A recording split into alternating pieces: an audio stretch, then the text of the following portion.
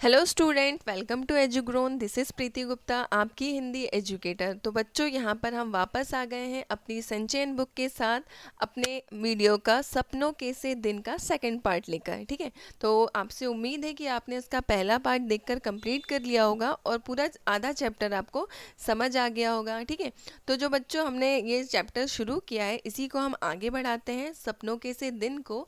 तो सबसे पहले यहाँ हम आपको बता देते हैं, मतलब फिर से रिवाइज करा देते हैं कि इसके जो लेखक हैं उनका नाम है गुरदयाल सिंह। ठीक है, तो चलिए स्टार्ट करते हैं हम अपना चैप्टर। जो कहाँ तक कंप्लीट हो गया था, ये कंप्लीट हो गया था कि उनका 1 महीना छुट्टी का बीत गया है। ठीक है, चलिए आगे चलते हैं। अब आगे की कहानी कुछ इस तरह से है।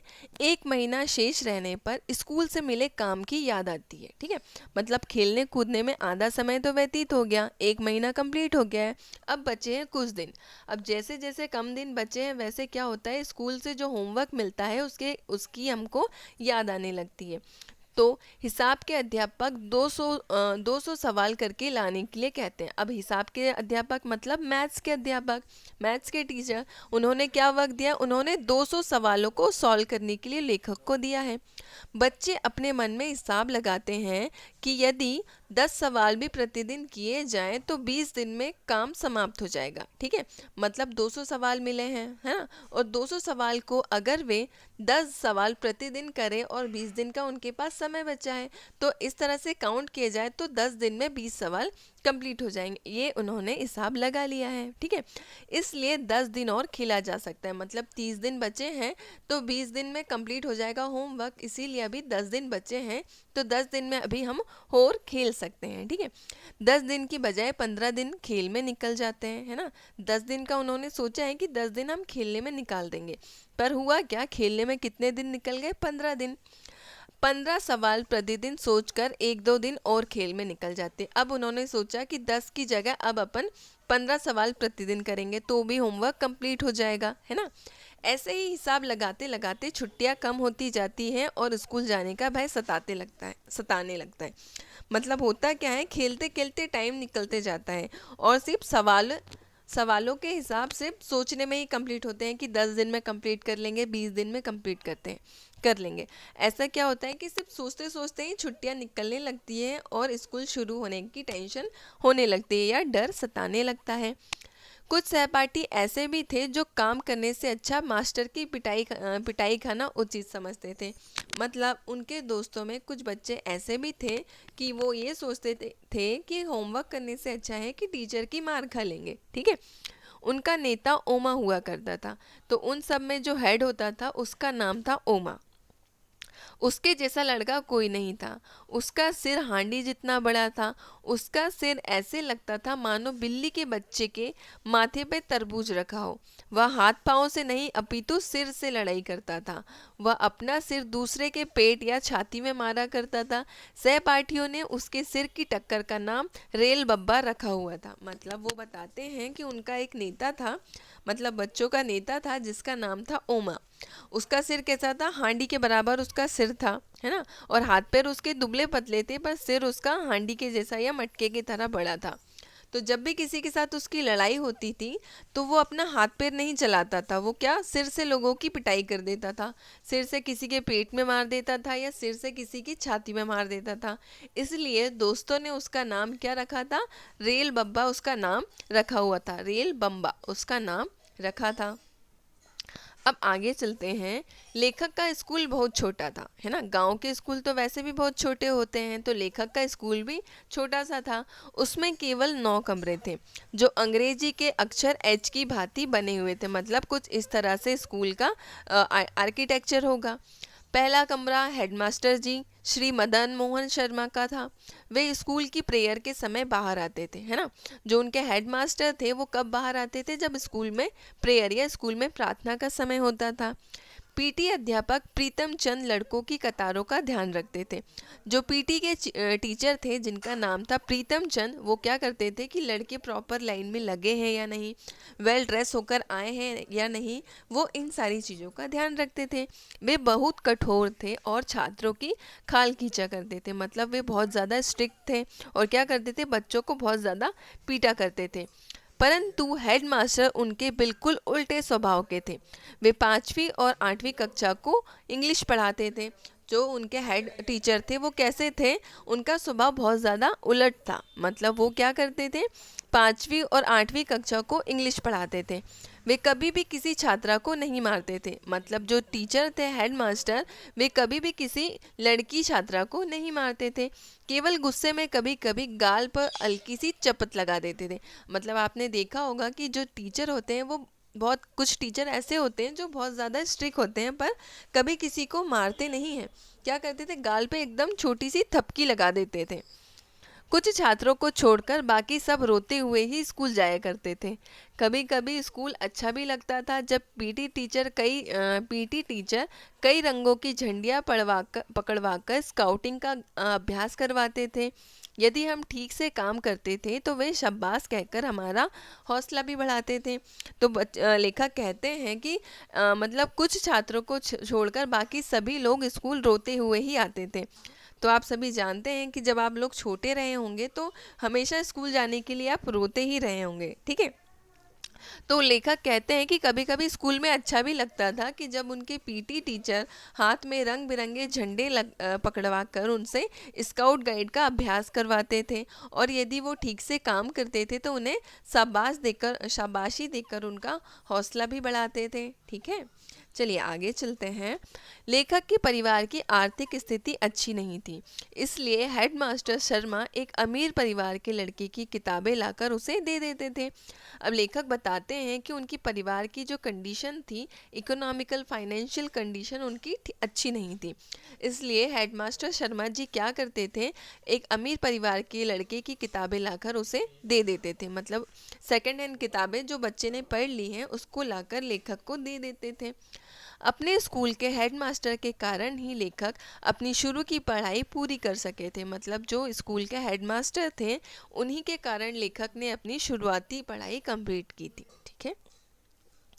लेखक अपने परिवार का पहला लड़का था जो स्कूल जाने लगा था। मतलब जो लेखक है वो उनके परिवार के पहले ऐसे बच्चे थे जो स्कूल गए थे या स्कूल की पढ़ाई की थी।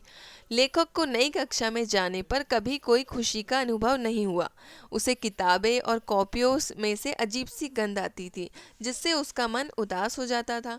मतलब लेखक बोलते हैं कि उनको नई कक्षा में जाने पर कोई खुशी का अनुभव या कोई खुशी वाली फीलिंग नहीं आती थी, क्योंकि हमेशा उनके पास पुरानी किताबें आती थी जिनमें क्या होता था कि एक अजीब सी गंध रहती थी। आपने देखा होगा कि जब भी आप नई किताबें खरीद के लाते हो तो उसमें एक अच्छी सी खुशबू आती है जिससे आपको पढ़ने का मतलब अच्छा लगता है। पर लेखक के साथ ये सारी चीज़ें नहीं होती थी क्योंकि उनके पास हमेशा पुरानी किताबें ही आती थी। इसलिए क्या होता था, लेखक हमेशा उदास हो जाते थे। इसका कारण उन्हें आज भी समझ नहीं आता है। इसके पीछे मनोवैज्ञानिक कारण भी हो सकते हैं, जैसे जैसे आगे की पढ़ाई का कठिन होना या नए मास्टरों से मार का भय। यह भय मन के अंदर गहरी जड़ें जमा चुका था, इसलिए लेखक जो नई कक्षा में जाने का कोई उत्साह नहीं होता था। तो लेखक कहते हैं कि उनको अभी तक समझ नहीं आया था कि उनको नए क्लास में जाने पर खुशी क्यों नहीं होती थी। तो लेखक कहते हैं कि इनके पीछे कई मनोवैज्ञानिक या रीज़न हो सकते हैं कि या तो आगे की पढ़ाई कठिन हो गई हो इसीलिए उनका मन उदास हो जाता था, या मास्टरों से मार पिटाई का डर होता था जो उनके मन में बैठ गया था। उनको ये कई तरह के कारण थे जो उन्हें समझ नहीं आए कि नई कक्षा में जाने का उन्हें एक्साइटमेंट क्यों नहीं होता था, ठीक है। चलिए आगे चलते हैं। यह दूसरे विश्व युद्ध का समय था। मतलब जब लेखक जिस समय स्कूल में थे उस समय 1900 का दौर चल रहा था, जिस समय देश में विश्व युद्ध का दौर चल रहा था, ठीक है। नाभा रियासत के राजा को अंग्रेजों ने सन 1923 में गिरफ्तार कर लिया था। तमिलनाडु में कोडाकनाल में जंग शुरू होने से पहले उनका देहांत हो गया था। जो नाभा रियासत के राजा थे उनका कोडाकनाल में जंग शुरू होने से पहले ही निधन हो चुका था। उनका बेटा विलायत में पढ़ाई कर रहा था। जो नाभा रियासत के राजा थे उनका बेटा विलायत में या विदेश में पढ़ाई कर रहा था। उन दिनों अंग्रेज फौज में भर्ती करने के लिए नौटंकी वालों को साथ ले जाकर गांव में जाया करते थे। उस समय क्या होता था, अंग्रेज लोग अपनी फौज में लोगों को भर्ती कराने के लिए नौटंकी वालों को अपने साथ लेकर गांव में घूमा करते थे। ठीक है, वे फौज के सुखी जीवन का दृश्य प्रस्तुत करते थे ताकि नौजवान फौज में भर्ती हो जाएं। तो अंग्रेज लोग क्या करते थे, अपनी फौज की संख्या बढ़ाने के लिए गांव वालों को भर्ती कराने के लिए क्या करते थे, जो नाटक वाले होते हैं उनको लेकर जाते थे और गांव में क्या कराते थे, उनसे नाटक करवाते थे कि उनको ये बताते हैं कि फौज में भर्ती होने से आपका जीवन कितना अच्छा सुखी हो जाएगा, है ना। मतलब एक तरीके से उनको प्रोत्साहित करते थे या उनको प्रलोभन देते थे कि आप लोग भी हमारी सेना में भर्ती हो जाएं। ठीक है, जब लेखक स्काउटिंग की वर्दी पहनकर परेड करते हैं तब उनको भी ऐसा ही महसूस होता है। मतलब जब लेखक स्काउट गाइड की प्रैक्टिस करते थे ड्रेस पहनकर, तो उनको भी लगता था कि हाँ, मुझे भी सेना में भर्ती होना चाहिए। ठीक है, आगे चलते हैं। लेखक ने मास्टर प्रीतम चंद को कभी मुस्कुराते हुए नहीं देखा था। मतलब जो उनके मास्टर थे प्रीतम चंद, वो बहुत ही ज़्यादा स्ट्रिक्ट थे। मतलब लेखक ने कभी उनको मुस्कुराते हुए नहीं देखा था। उनकी वेशभूषा सभी को भयभीत कर देती थी। मतलब वो ऐसा ड्रेसअप पहनते थे कि सभी को उनसे डर लगता था। तो उनसे सभी डरते थे और नफरत भी करते थे। मतलब उनका बिहेवियर थोड़ा कुछ अच्छा नहीं रहता होगा, इसलिए सभी बच्चे उनसे डरते भी थे और नफरत भी करते थे। वे बहुत कठिन सज़ा दिया करते थे। मतलब बच्चों को बहुत ज़्यादा टॉर्चर करते थे, इसलिए सभी लोग उनसे डरते थे। वह चौथी श्रेणी के फारसी पढ़ाते थे। मतलब चौथी कक्षा के बच्चों को फारसी लैंग्वेज वो पढ़ाते थे। एक दिन उन्होंने सभी बच्चों को शब्द रूप याद करने के लिए कहा। अगले दिन उन्होंने सब बच्चों से शब्द रूप सुने, परंतु किसी भी बच्चों को पूरी तरह से शब्द रूप याद नहीं थे। तो हुआ क्या, उन्होंने बच्चों को कुछ वर्क दिया, मतलब कुछ शब्द याद करने के लिए दिए। दूसरे दिन उन्होंने सभी बच्चों से क्या पूछे, जो शब्द उन्होंने याद करने के लिए दिए थे, तो सभी से पूछे सारे शब्द। तो उनमें से किसी भी बच्चों को पूरे शब्द याद नहीं थे। ठीक है, मास्टर जी ने सभी बच्चों को टांगों के पीछे से बाहें निकालकर कान पकड़ने और पीठ ऊंची करने के लिए कहा। जैसे कि आपकी कक्षा में आपसे कभी मुर्गा बनने के लिए कहा जाता होगा, तो उसी तरह की सजा मास्टर जी ने बच्चों को दी। कमज़ोर बच्चे सहन नहीं कर सके, 3-4 मिनट बाद वे गिरने लगे। तो ये जो सज़ा होती है ये थोड़ी सी सख्त होती है। तो जो कमज़ोर बच्चे हैं वो सहन नहीं कर पाए, 3-4 मिनट बाद वे गिरने लगे। ठीक है, जब लेखक की बारी आई उसी समय हेडमास्टर शर्मा जी उधर से निकले। उन्होंने पीटी सर को बच्चों से इतना बुरा व्यवहार करते देखा तो उन्हें सहन नहीं हुआ। तो हुआ क्या, जब लेखक की भी बारी आई तो लेखक भी मुर्गा बने। तो हुआ क्या, उसी समय हेडमास्टर शर्मा जी उनकी क्लास के सामने से निकले। ठीक है, तो उन्होंने पीटी सर से कहा कि पीटी सर को देखा कि बच्चों के साथ वे इतना बुरा व्यवहार कर रहे हैं, तो जो उन्हें अच्छा नहीं लगा। तो उन्होंने क्या कहा, उन्होंने पीटी सर को बच्चों से इतना बुरा व्यवहार करते हुए देखा तो उन्हें सहन नहीं हुआ। उन्हें बहुत बुरा लगा, है ना, कि बच्चे छोटे छोटे हैं और उनको इतनी सख्त सज़ा दी जा रही है। उन्होंने उन्हें बहुत डांटा और उनकी शिकायत डायरेक्टर को लिखकर भेज दी। उन्होंने क्या किया, उनको बहुत ज़्यादा पहले तो डांटा, उसके बाद उनकी शिकायत डायरेक्टर जी को कर दी, है ना। जब तक ऊपर से आदेश नहीं आ जाते थे तब तक पीटी सर स्कूल में नहीं आ सकते थे, है ना। तो उन्होंने क्या किया, एक तरीके से पीटी सर को सस्पेंड कर दिया। पीटी मास्टर अपने घर पर आराम करते रहते थे, है ना। अब स्कूल से सस्पेंड हो गए थे तो घर पे ही आराम कर सकते हैं। उन्होंने अपनी नौकरी की बिल्कुल भी चिंता नहीं थी। मतलब उनको अपनी नौकरी से बिल्कुल भी चिंता नहीं थी कि मुझे निकाल दिया जाएगा या मेरे साथ मुझे सस्पेंड कर दिया गया है। वे अपने पिंजरे में रखे 2 तोतों को दिन भर कई बार भीगे हुए बादाम खिलाते थे और उनसे मीठी मीठी बातें करते रहते थे। तो वे दिन भर क्या करते थे, उनके पास 2 तोते थे, 2 मिट्ठू थे उनके पास। तो दिन भर वे उनको बादाम खिलाते थे और दिन भर उनसे बातें करते रहते थे। बच्चों को यह सब एक चमत्कार लगता था, जो कि मास्टर स्कूल में बच्चों को इतनी बुरी तरह मारता था और अपने तोतों के साथ कैसी मीठी बातें कर लेता है। तो बच्चों ने जब ये देखा कि जो मास्टर उनसे स्कूल में इतनी बुरी तरह व्यवहार करते हैं, इतना ज़्यादा मारते हैं, वे अपने तोतों के साथ, अपने मिट्ठू के साथ इतनी मीठी बातें कैसे कर सकता है। तो ये सब उनको बहुत ज़्यादा आश्चर्यचकित लगता था कि मतलब वो टीचर जो हमको स्कूल में दिन भर हमें कभी इस तरह की सज़ा देते हैं, मुर्गा बना देते हैं, कभी हाँ बहुत बुरी तरह से मारते हैं, वही टीचर अपने घर में अपने मिट्ठू के साथ इतनी प्यार से बातें करता है। तो ये सारी चीज़ें उन्हें बहुत ज़्यादा आश्चर्यचकित करती थी या बहुत ज़्यादा अजीब लगती थी। ठीक है, तो बच्चों ये चैप्टर हमारा इसी के साथ ख़त्म होता है। मिलते हैं आपसे एक नए चैप्टर में एक नए वीडियो के साथ।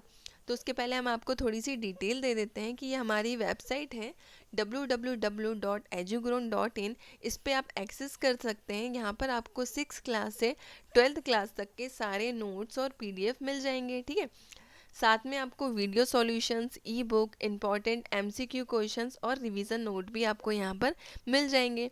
तो इसमें हमारा एक नया फीचर लॉन्च हुआ है जो कि है ई बुक्स का।